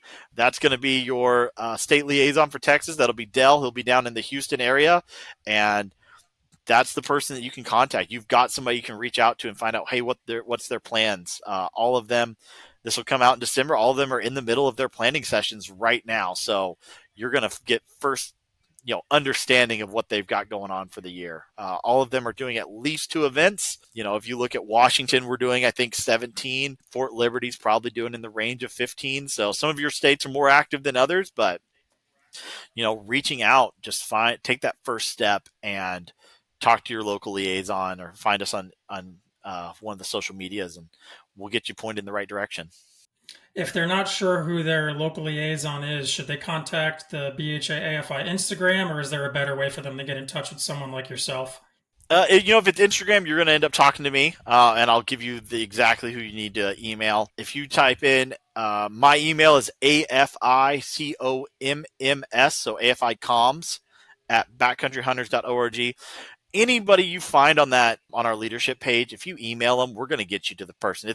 It's not a big organization, and so we all kind of know each other. We all try to go to camps together, and we all try to, we do personal trips together. So most of us are in touch with one another. So we're going to know who you need to be in touch with. So find somebody, email them, get in touch with them. We're going to find you the right person. So, but if you're on Instagram, just hit it up and I'll send you the email of who you need to contact. Perfect. I will make sure to link all of that stuff in the description, the homepage, the AFI page, the Instagram pages. I'll link everything up in the show notes, YouTube description for all of that. Justin, thank you so much for spending over 2 hours talking to me today.